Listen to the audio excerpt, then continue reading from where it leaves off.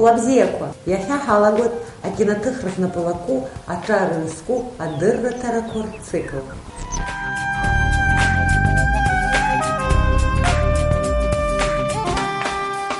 Сосны дахтоп, а сценарист, чей режиссер, чей ирехаур курс ялгас, кинорежиссер Тимур Кукускир. Тимур, тебя знает вся Абхазия. Тебя знают как известного шоумена, как представителя легендарных нартов. По большому счету, можно сказать, ты уже состоявшийся в Абхазии человек. И вот кино, форма кино почему-то тебе показалась самой оптимальной для того, чтобы, правильно я говорю, повысить свой уровень, да, повысить свой рост, дальше расти, развиваться. Вот мне... Почему? Почему, конечно, почему кино? Почему да, кино? Почему кино? Ну, учитывая, что КВН это тоже некое творчество, некое искусство в любом случае, потому что придумывать шутки это тоже творческий процесс и тоже искусство. Если уже расти, то надо расти именно, вот важнейшее из искусств это кино, поэтому куда дальше, то есть кино. Ну ты по-нартовски мне отвечаешь, ну, да, по-нартовски, ну как еще? 15 лет закалки, да. Там. Да, ну тогда я тебе вот поверну еще больше поверну этот вопрос, вот так поверну его. Вот сегодня кино снимают все. Его снимают на мобильный телефон. Вот это хоум-видео, то есть домашние съемки, свадьбы. Добиться от меня, почему кино? Да. Ну, наверное, кино для ребенка, который смотрит, да, когда-то смотрит фильм, все равно это какое-то волшебство, да. И всегда хотелось прикоснуться и узнать, что стоит за этим волшебством. И самому творить это волшебство. Вот, скорее всего, я, видимо, вот уже созрел после того, как мы играли в КВН, мы много снимали скетчи. Но это были, естественно, любительские какие-то съемки, именно скетчи, причем они были, ну, так скажем, уже если смотреть назад, то были примитивными, но съемка именно примитивная, только все строилось на юморе, на шутке. Ну вот как-то мы, значит, снимали, и в итоге пришли к тому, что можно как-то профессионально этим заняться, но для нас это было далеко чуть-чуть. То есть поступить куда-то в какой-то вуз в России, и чтобы стать режиссером или там оператором, это все-таки как-то далеко. Но после того, как поступил наш друг... Кто ваш друг? Ашот Кишан такой есть, да, вот он тоже КВНщик, кстати. Он сухомчанин? Он из Гагры. Великолепно. Да, наш друг. То есть как-то это все приблизилось к нам. И казалось, что уже в принципе на расстоянии вытянутой руки. Он закончил и как-то нас бодрило, это что ли, стимулировало, промотивировало, наверное, меня и Тимура, я за нас говорю все время, имею в виду Тимура Таня, который со мной вместе тоже поехал учиться. И мы как бы поступили туда, сдали, причем решили это буквально за месяц до экзамена, давай. Все написали, пошли на экзамен, сдали и поступили. Но то, что вы поступили, меня это не удивило, потому что я вас знала в Абхазии, вот, и я очень люблю ваши шоу. Говорю, люблю, не любила, потому что я надеюсь, что они будут продолжаться.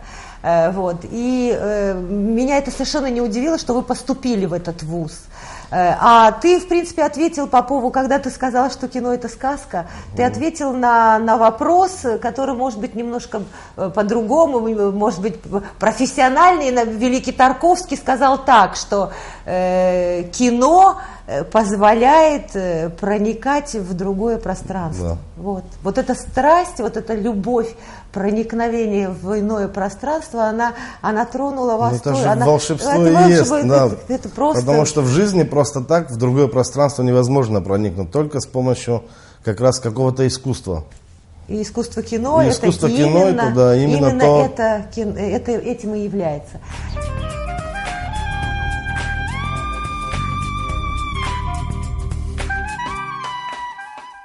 Что именно является зерном профессионализма, в то время как, опять-таки, повторюсь, кино снимают все, да? Это язык, прежде всего киноязык, с помощью которого ты рассказываешь историю. Что такое киноязык вот для наших зрителей? Киноязык... Как ты это можешь им объяснить? Это ремесло. Ремесло, да, с помощью которого ты рассказываешь историю, показывая эмоции, показывая ситуацию, то есть погружаешь зрителей в какую-то ситуацию, придуманную, вымышленную, может быть, приближенную к реальности, но при этом, насколько профессионально ты это делаешь, настолько глубоко они и погружаются. Вот в чем разница, наверное, кстати, вот между профессиональным и любительским кино. То есть, насколько глубоко знаешь психологию людей, как это вообще правильно показать на экране, чтобы человек понял твою задумку, понял, о чем ты хочешь сказать и суть того, что ты показываешь ему.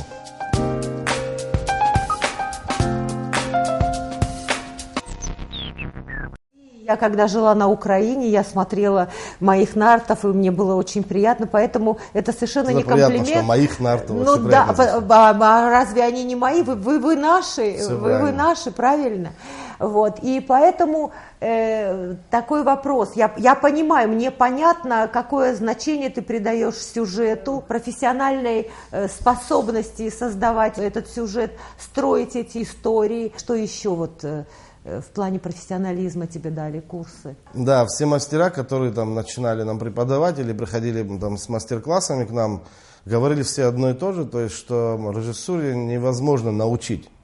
То есть мы можем научить всего лишь ремеслу, что вот сейчас нужно очень банально, крупно, говорю, сейчас крупный план, сейчас средний план, то есть последовательно правильно выставленных кадров. А все остальное это талант, это видение, это понимание того, что, как это все сделать правильно. Зная вот этот вот язык, о котором я говорил, отвечая на прошлый вопрос, зная это все, правильно применить, вот они, наверное, все-таки, кроме таланта, они всему учат. Вот так я скажу. Я продолжу еще. Да. Я тоже слушала эти лекции, я продолжу еще. Я запомнила продолжение этого всего. То есть можно быть безумно талантливым человеком, но не владея мастерством, ты никогда не соберешь этого едино.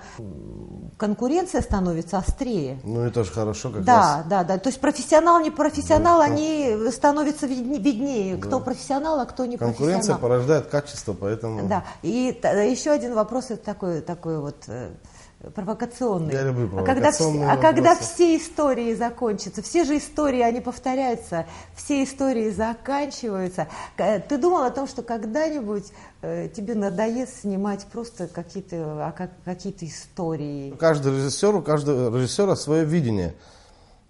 Каждый снимает эту историю под тем градусом, да, под тем углом, который ему ближе. То есть про ту же, я не знаю, ненависть, про ту же месть разные люди снимут по-разному и по-разному ее покажут. Как анекдот, который мы можем рассказать анекдот два человека, и оба расскажем его по-разному. У кого-то будет смешнее, у кого-то может быть атмосфернее, но все это будет в любом случае. Кто-то добавит от себя чего-то, но суть остается одна, понятно.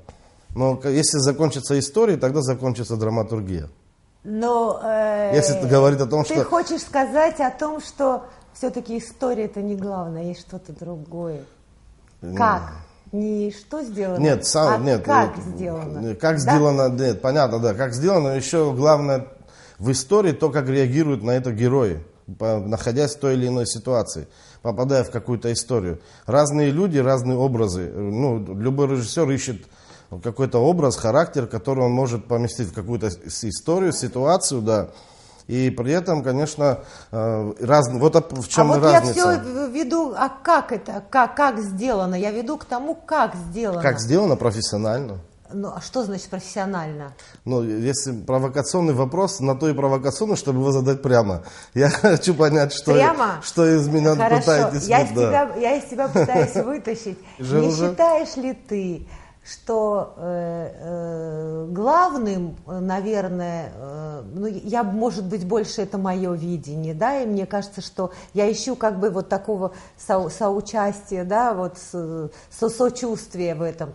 Нет ли такого ощущения, что есть какие-то вещи, какие-то истории, да, и они все написаны были, они все они повторяются, но так как сделаешь это ты можешь это сделать хуже, чем кто-то, можешь слабее, чем кто-то, лучше, чем... Но именно как ты, этого не сделает никто. Ну, я про это как раз ответил. Вот я же говорю, каждый режиссер по-разному. Как ты это сделаешь, это не сделает. И вот это ощущение того, что как ты это сделаешь, уверенность в том, что ты это сможешь так сделать, не похожа вообще ни на кого. Вот правильно. именно. Ну, И там, я об там этом, в будет принципе, и говорил, что тебя. разные люди по-разному все рассказывают, и поэтому разные режиссеры по-разному и рассказывают, и показывают историю. В любом случае. Замечательно, я очень рада. Я надеюсь, что мы еще Я искал провокацию, но не нашел. Оказывается, у нас тут... Оказывается, да, мы согласны и говорим об одном, да, об одном и том же. говорим об одном и том же.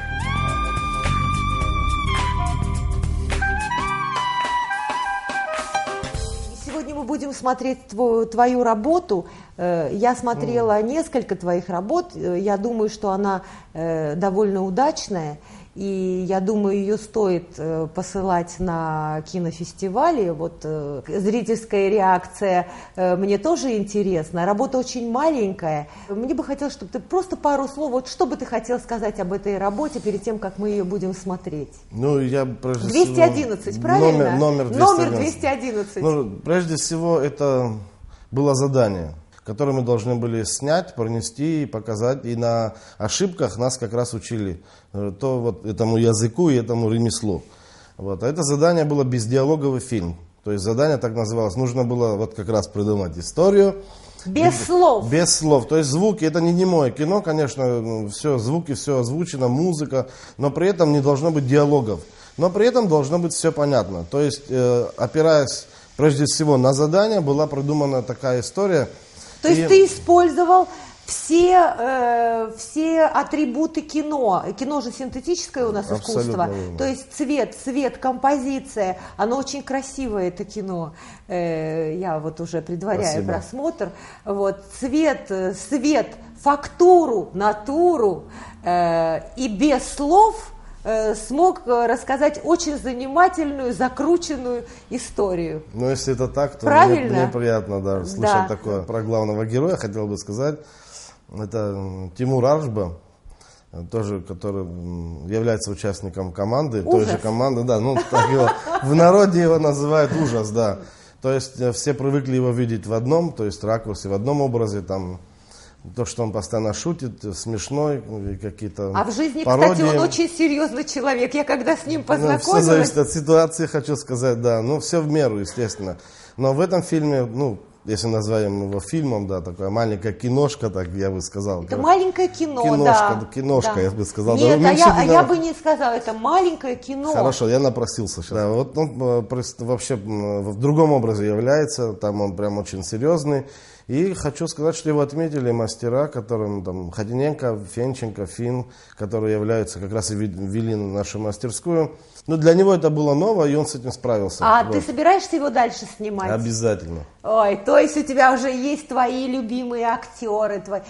Кстати, я, насколько знаю, ты собираешься снимать короткометражный фильм, да, которым будешь защищаться на курсах. Да. И я, насколько знаю, ты с командой собираешься доводить сценарий до конца. Обязательно, мы всегда продумаем все вместе, и, естественно, а зачем запираться там где-то в комнате, одному сидеть, там придумывать, типа, я все сделал, когда есть друзья, которые тоже разбираются в написании сценария и могут помочь.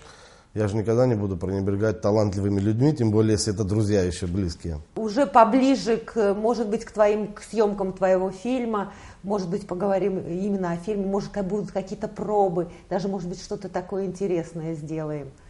С удовольствием. Тимур, огромное тебе спасибо. Я думаю, что нашим зрителям будет очень приятно посмотреть твой фильм. И до новых встреч.